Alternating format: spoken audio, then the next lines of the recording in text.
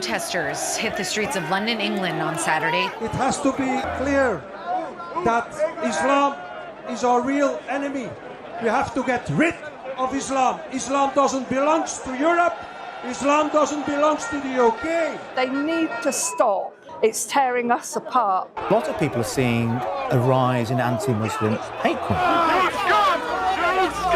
Islam is destroying Great Britain. Britain is divided. It's divided by Islam and the rest of the UK. Every problem you face is down to immigrants and in particular to Muslims. 46% of British Muslims support a terrorist organisation. Islam is the most dangerous thing for our society ever.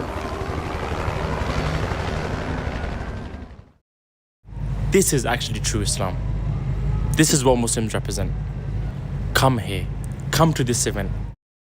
إني صدوق مصلح متردم سم معاداتي وسلمي أسلم. Here, if you look all around, here you've got thousands and thousands of young British Muslims that are proudly British, that are proudly Muslim, and that are proudly serving their nation. Sadly, this news doesn't sell. Yes, this news will be on MTA International. You won't see this on the BBC. You won't see this on Sky News. But when you come here, you will see these youngsters. You are TV people. You can interview any youngster in this field, any youngster, and they will tell you how proud they feel to be a British Muslim and how proud they feel to serve their nation. You can see behind us, we are raising the Union Jack. So I think it's very important for us to be here actually, like at the UK Ijtima. It's very vital that we all come here and show that we're together and we're British. Well look, we've got a flag behind us. I see England, I see Scotland, I see Wales. I mean, you can't get more British than that. So being British and being a Muslim, I think being here actually you get the best of both. You've got the sports aspect, football is a huge thing. You can play football, you can play cricket. We've got indoor sports as well. And then you've got the spiritual side. So we hear lots of kind of faith-inspiring speeches, how to increase your spirituality. So actually you get the best of both worlds. Islam teaches us loyalty to one's nation, service. Hazur usually, emphasises service to the nation. So it's stuff like this. We are very patriotic. In fact, maybe even more patriotic than a lot of other people on the right wing who like to stoke up hate and division.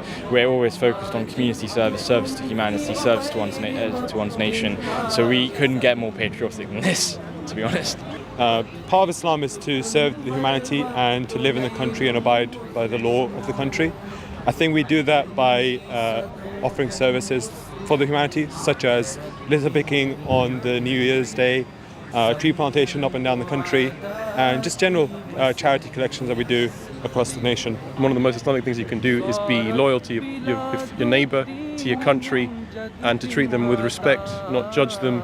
And Sharia law, is the same as the law we live in, because Islam teaches us to follow the law of the land. And we have to be respectful of that, and I don't see any incongruity there. Our pledge, our Quddam pledge, our Atfal pledge talks about loyalty to the country, right? I shall be ready to sacrifice my life, wealth, time and honour for the sake of my country, faith. My country is mentioned in there. So we take this pledge, it's important to us. We're British Muslims, and loyalty to one's country is inherent in our faith. Any kind of disorder created by Muslims in the country in which they live is contrary to their faith. It's against Islam. Even if you are different religions, different faiths, you still live on the same land. You still protect that land. You've got to be loyal to that land. Salli ala nabiyyina. What we are doing here is not something secret. It's not a secret cult. It's a way to bring peace to the world.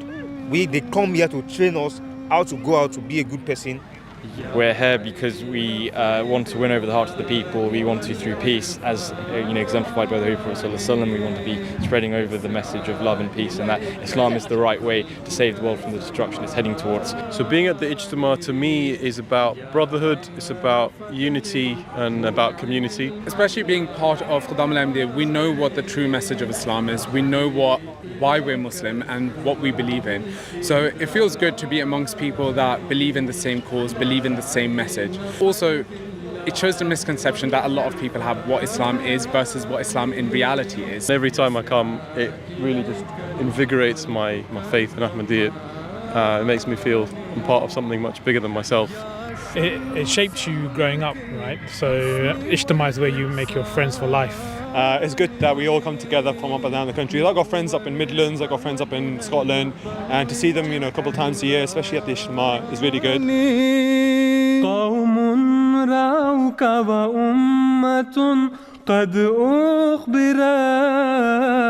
We bring Muslims here so that we can be inspired by this message of not only loyalty to one's country, but also about the peaceful teachings of Islam, the true teachings of Islam. You learn skills from Ijtimas. For example, the competitions is a perfect example. It builds up your confidence, it builds up your self-esteem.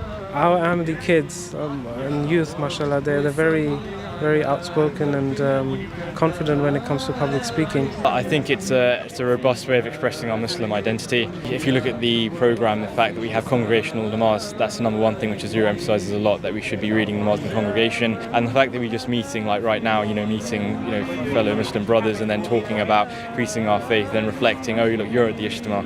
So once again, through so many forms of prayer, symbolism, togetherness, community, all these things combined together, it's very a powerful way to reaffirm our Islamic identity and our commitment to God.